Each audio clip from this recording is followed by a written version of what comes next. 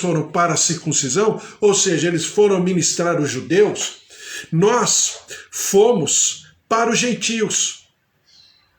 Então você perceba que Paulo está constatando que Pedro está numa condição de amadurecimento muito, mas muito profunda, muito além daquilo que era o Pedro do tempo de Jesus, ainda conversando com Jesus.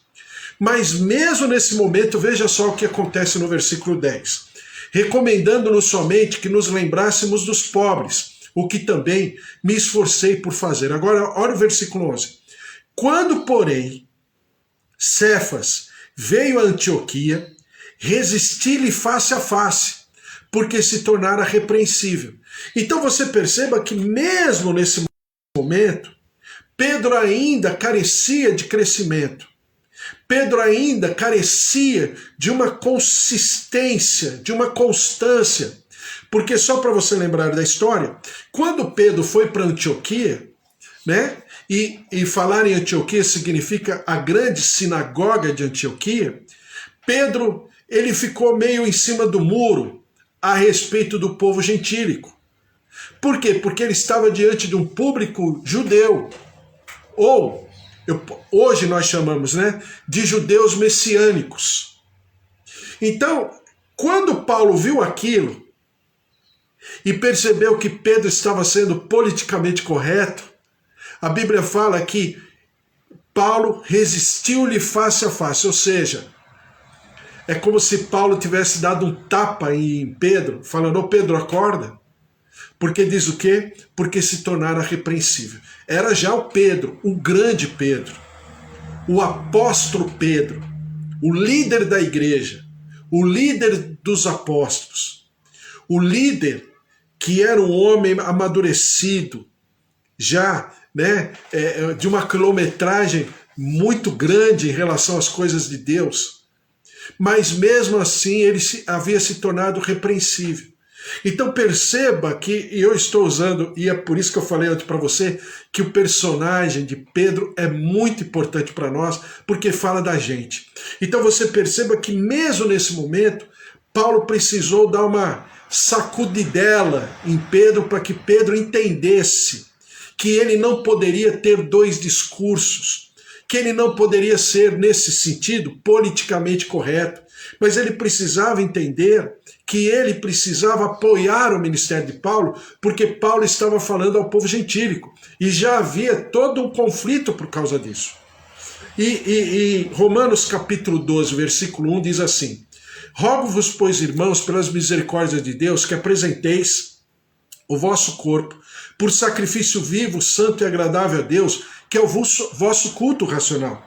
E não vos conformeis com este século, mas transformai-vos pela renovação da vossa mente, para que experimenteis qual seja boa, agradável e perfeita vontade de Deus. Agora olha só o versículo 3. Porque pela graça que me foi dada, digo a cada um dentre vós, que não pense de si mesmo além do que convém. Então nós somos levados, de uma maneira até sincera, mas de uma maneira errada, a nos avaliarmos sempre com nível acima. Então a gente quando avalia a gente mesmo, a gente tem muita misericórdia com a gente. Mas nem sempre isso é saudável. Eu preciso aprender a me avaliar. Não me avaliar para me bater no peito e me flagelar, me autoflagelar. Eu sou pior, não sei do que, eu sou desprezível, não.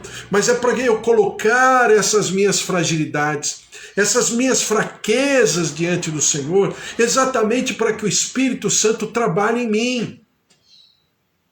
E você perceba quando Jesus fala para Pedro, antes que o galo cante, você vai me negar 3 vezes, Jesus não está falando isso, como diz o livro de Isaías, né? Pisotear a cana quebrada. Não, Deus não quer, Jesus não quer pisotear a cana quebrada, não.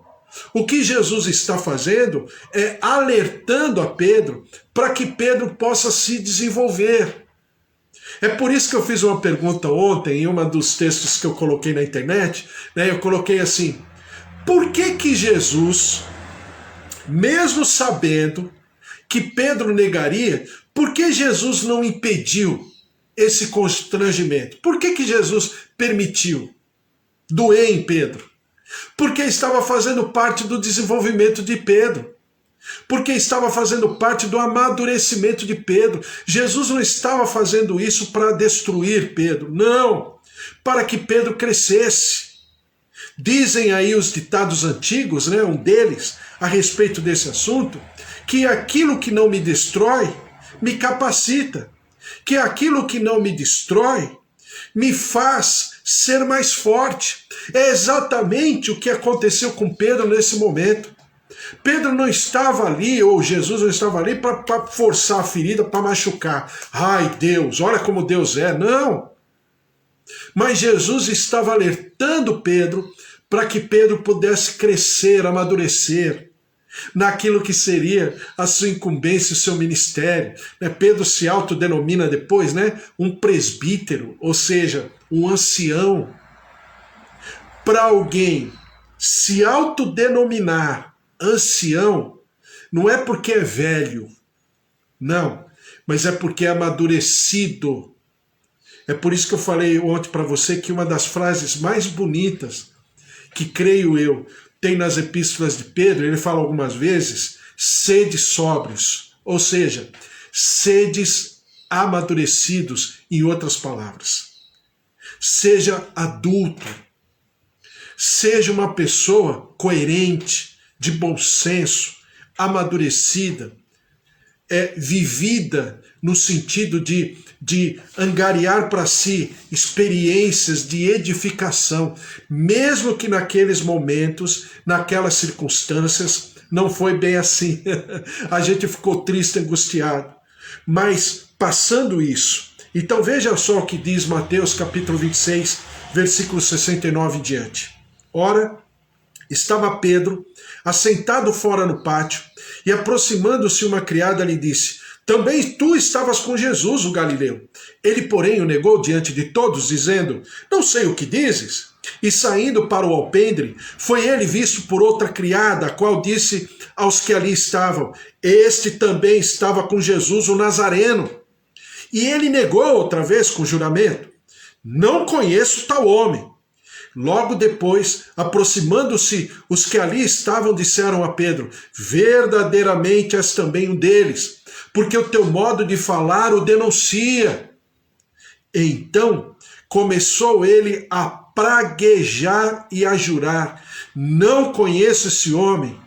E imediatamente cantou o galo. Então Pedro se lembrou da palavra que Jesus lhe dissera: antes que o galo cante, tu me negarás 3 vezes. E saindo dali, chorou amargamente.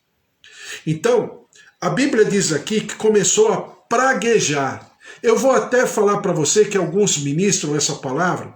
Praguejar no grego significa falar em impropérios. Praguejar, em outras palavras, significa falar palavras chulas. Ou seja, para o bom entendedor, falar palavrões. Quando as pessoas pregam, aí eu já não concordo com essa interpretação. Agora eu estou colocando a minha posição, eu não concordo. Que fala que Pedro fala em relação a Jesus palavrões, tipo assim, para poder confirmar, que ele não conhecia Jesus, ele começa a xingar Jesus. Obviamente, ele pragueja, e isso significa no grego falar impropérios, falar palavrões, mas eu creio que é menos. Eu creio que é igual jogador de futebol. Sabe quando a gente assiste uma partida de futebol e o juiz apita que aquele jogador cometeu uma falta, deu uma entrada mais dura no adversário, e o jogador até levanta a mão assim e começa a falar um monte de palavrão, um monte de palavrões e tal, aquilo tudo. Na maioria das vezes, o jogador não está falando palavrão em relação ao juiz. O jogador está falando palavrão como quem está reclamando consigo mesmo. Ele está se autorrecriminando. Então ele fala palavrão, jovem, né? Claro, todo jogador de futebol é muito jovem. Então é aquele ímpeto, né? Aquela maneira, desculpe, um tanto quanto atropelada de ser, porque é do jovem. Né? Tanto é que você percebe, e muitos que assistem de longe falam, esse juiz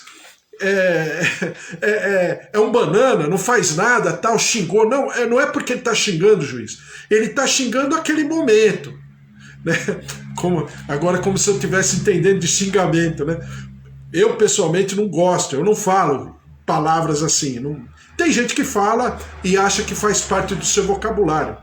Respeito, nada contra. Mas eu estou falando do jogador de futebol. Então o jogador de futebol age dessa maneira. Então eu creio que Pedro tenha falado de uma maneira a reclamar consigo mesmo, a reclamar com a pessoa, ou até mesmo xingar a pessoa, mas não xingar a Jesus. Eu acho que as pessoas exageram na interpretação. Né? Aí é a minha opinião. Quando você vai para Marcos, capítulo 14, do versículo 66 e diante, é o texto paralelo, eu não vou ler todo, mas diz assim, no versículo 72, e logo cantou o galo pela segunda vez. Então Pedro se lembrou da palavra que Jesus lhe dissera, antes que 2 vezes cante o galo, tu me negarás 3 vezes. E, caindo em si, desatou a chorar. Marcos é o único que diz caindo em si. Exatamente o que acontece com o filho pródigo, né? Lucas capítulo 15. Caindo em si. Então, Pedro cai em si. O canto do galo, para Pedro, era um sinal de Deus, não para destruição, mas que Pedro fosse exortado pelo Espírito Santo. Que Pedro levasse, amorosamente falando, um puxão de orelha de Deus. Por quê? Porque Pedro se sentia todo. Não vai acontecer.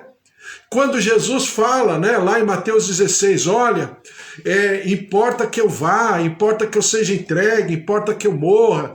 E aí Pedro jamais chamou Jesus de canto e deu uma exortada em Jesus.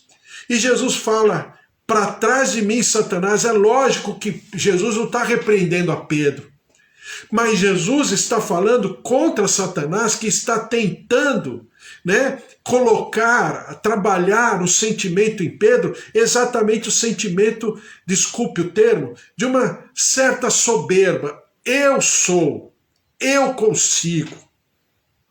Tanto é verdade, não vai dar tempo mais de ler, tanto é verdade, que quando a gente leu agora há pouco, né, esses dias a gente leu, que quando chega no momento da ceia, e o Senhor falou assim, olha, vocês vão me negar. Eu acho que eu vou até ler aqui, espera aí, deixa eu pegar aqui, Mateus 26,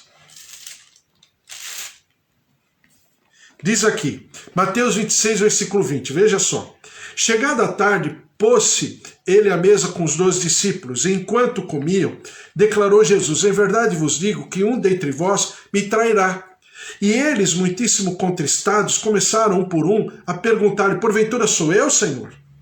E ele respondeu, que mete comigo a mão no prato, esse me trairá. O Filho do Homem vai como está escrito a seu respeito. Mas ai daquele, por intermédio de quem o Filho do Homem está sendo traído, melhor lhe fora não haver nascido. Agora, quando a gente vai para João 13, veja só para você lembrar do texto que a gente leu esses dias, João 13, versículo 21. Em verdade vos digo que um dentre vós me trairá. Então os discípulos olharam uns para os outros, sem saber a quem ele se referia. Versículo 23. Ora, ali estava conchegado a Jesus um dos seus discípulos, a quem ele amava. E esse fez Simão Pedro sinal, dizendo-lhe, pergunta a quem ele se refere. Então aquele discípulo, reclinando-se sobre o peito de Jesus, perguntou-lhe, Senhor, quem é? Respondeu Jesus, é aquele a quem eu der o pedaço do pão molhado. Tomou, pois, um pedaço do pão e, tendo molhado, deu a Judas, filho de Simão Iscariotes. Então perceba a quantas andavam, né, o nível de confiança de Pedro em si próprio. Pedro fala para João, pergunta quem é. Em outras palavras, só para você lembrar do texto. Em outras palavras, Pedro faz o seguinte: ô João, eu estou garantido, você também. Pergunta a quem ele se refere. Enquanto todos os discípulos falavam em Mateus, acaso sou eu? O outro falava, acaso sou eu? Ou seja, há uma oscilação. Eu posso vir a errar. Eu posso vir a falhar. Sou eu? Então, se você olhar, perceber bem, estamos falando de Pedro, mas se você olhar bem o ambiente, o que os discípulos estão falando? Vamos entender com bons olhos, né? Vamos enxergar com bons olhos. O que os discípulos estão falando? Acaso sou eu? Ou seja, poxa, Senhor, eu não quero. Acaso sou eu? Senhor, puxa vida, será que sou eu? Ou seja, né, pessoas mais coerentes, conscientes da sua limitação. Pedro não. Pedro chega para João, você que é assim com o mestre, você que é bem amigo do mestre, vai pertinho dele e pergunta quem será. Então Pedro já sabia que não era ele. E sabia, claro, que não era João também. Então, veja que João tem uma avaliação de Pedro correta, porque realmente João foi até o fim. João é o único discípulo que participou de todos os ambientes. Ele foi chamado e convocado por Jesus, ele participou da primeira ministração de Jesus, ele andou durante todo o ministério de Jesus, ele acompanhou, né, todo o flagelo de Jesus, ele esteve diante da cruz do Calvário. João participou de todos os ambientes. Realmente Pedro acreditava que não seria João e realmente não foi João. Pelo contrário, João foi o único. Mas Pedro achava que ele também não ia. Pedro estava se autoavaliando de uma maneira incorreta, num nível acima daquilo que ele poderia oferecer. Então, quando eu falo de Pedro, e ontem eu falei para você várias vezes, e volto a repetir, Pedro é assim, é um laboratório maravilhoso do ser humano, para a gente enxergar todas as coisas. E Pedro tem essa instrumentalidade. E só para eu terminar, e eu quero terminar com essa passagem que eu acho muito importante para nós que estamos pensando a respeito de Pedro, né? E tem vários textos que eu anotei, mas não vai dar tempo. Então eu vou ler essa passagem, porque é exatamente aquilo que Pedro ele representa em tudo que nós entendemos na palavra do Senhor. Em João capítulo 21, diz assim, João capítulo 21, versículo 15. Eu pus tanta passagem no computador que eu não estou achando a passagem no computador. João capítulo 21, versículo 15 diz assim, depois de terem comido, perguntou Jesus a Simão Pedro, Simão, filho de João, amas-me mais do que estes outros? Ele respondeu, sim, Senhor, tu sabes que te amo. Ele lhe disse, apacenta os meus cordeiros. Tornou a perguntar-lhe pela segunda vez, Simão, filho de João, tu me amas? Ele respondeu, sim, Senhor, tu sabes que te amo. Disse-lhe Jesus, pastoreia as minhas ovelhas. Versículo 17. Pela terceira vez, Jesus lhe perguntou, Simão, filho de João, tu me amas? Pedro entristeceu-se por ele lhe ter dito pela terceira vez, tu me amas? E respondeu-lhe, Senhor, tu sabes todas as coisas, tu sabes que eu te amo. Jesus lhe disse, apacenta as minhas ovelhas.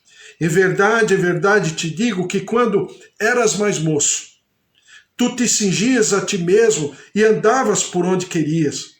Quando, porém, fores velho, estenderás as mãos, e o outro te cingirá e te levará para onde não queres. Então, agora que você lembrou do texto, Jesus pergunta para Pedro 3 vezes. Dizem todos os pregadores, quando falam sobre esse texto, que ele pergunta 3 vezes, exatamente porque foram 3 vezes que Pedro negou a Jesus, como se fosse uma cura interior, né? Tá aqui a pastora Mara, então é como se fosse uma cura interior, é que a pastora ministra de cura interior e libertação. Então, foi uma cura interior? Foi, com certeza. Mas quando você vai para o grego, agora pensando de uma maneira mais didática, quando Jesus pergunta, no grego, não é no português, mas no grego, ele pergunta assim: Pedro, você me ama?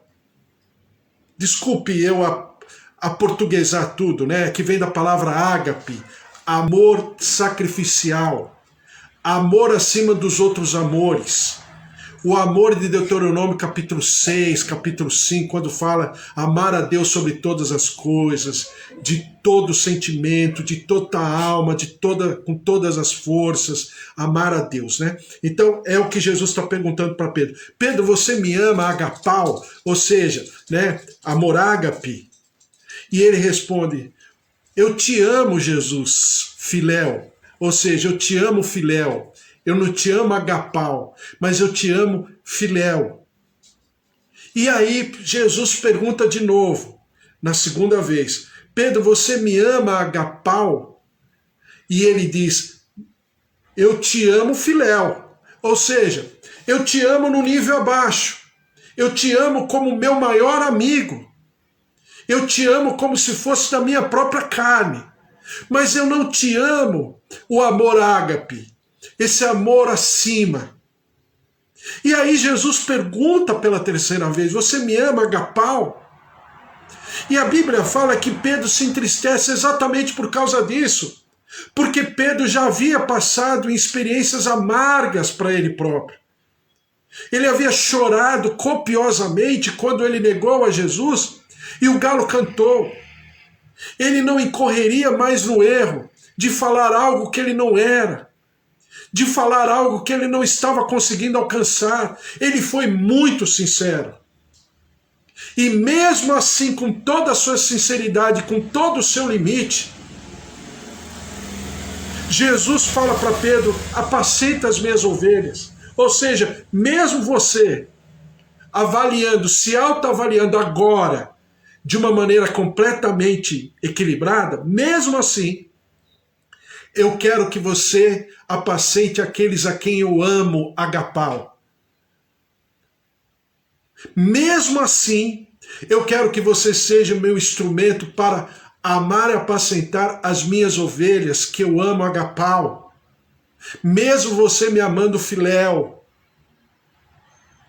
Então, essa palavra ela é maravilhosa, porque ela diz respeito a mim e a você, que com todos os nossos limites e com toda a nossa compreensão, esquadrinhando o nosso coração, sabedores de quão frágeis, limitados e pequenos somos, mas que, quando colocados isso diante do Senhor, o Senhor ainda assim não vai perder de vista nosso ministério, nosso chamado. Pelo contrário, mesmo sabendo quem somos, Ele ainda continuará a investir.